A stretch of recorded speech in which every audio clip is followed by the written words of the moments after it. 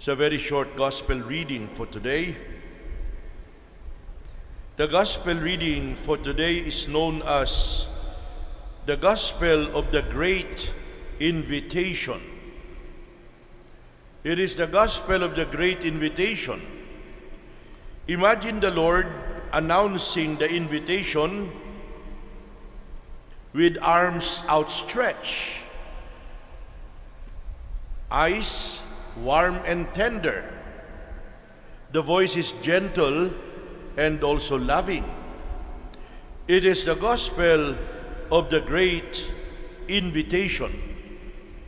Come to me. They are words of invitation. Come to me. Words of invitation.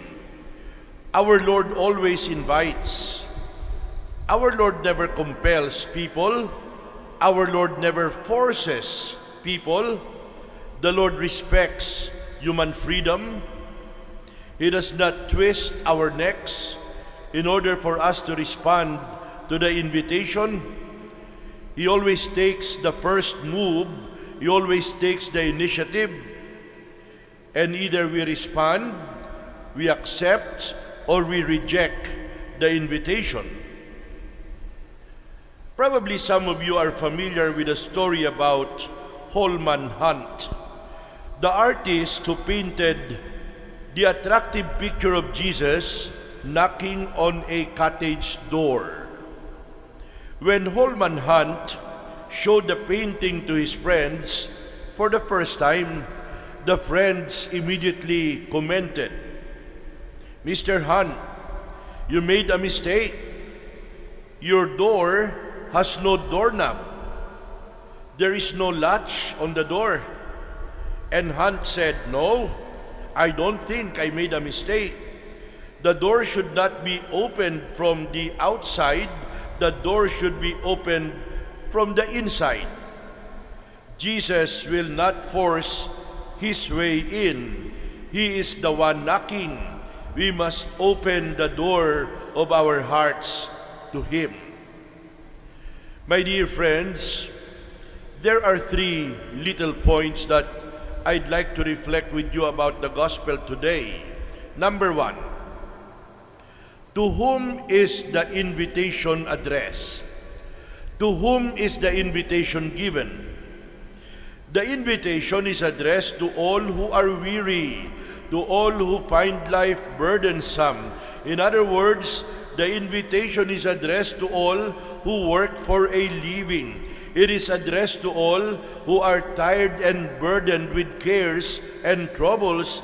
It is addressed to all who are weak and who suffer. It is addressed to the young and the old, the elderly and the sick, the healthy and the infirm. In other words, the great invitation is addressed to all of us. Addressed to you, addressed to me. The second point, what will Jesus do to those who come, who respond to the invitation? The answer is also in the gospel. The Lord said, "I will refresh you. Your souls will find rest." This is the reply of the Lord. In other words, He will give refreshment and rest. Our Lord never promised that we shall never experience anxiety or problem or fatigue or failure or hardship anymore. By no means. Our Lord simply promised that in the midst of all the troubles and the fatigue, we shall be at peace because there is consolation in God. In God there is tranquility of spirit. God satisfies the longings of the human spirit. It's not material things, not people, not fame, not popularity, not fortune, not material wealth, not worldly entertainment. Only God. Always God. God is enough. There is, however, a condition that the Lord attaches to the promise. It is that we must be willing to carry the yoke. Take my yoke upon your shoulder. Learn from me, I am meek and humble of heart. My dear friends, the yoke of Jesus is the yoke of gentleness. The yoke of Jesus is the yoke of life. It is the yoke of mercy. The third and last point. Is it difficult or is it heavy to carry the yoke of Jesus? The answer is also in the gospel. My yoke is easy. My burden is light.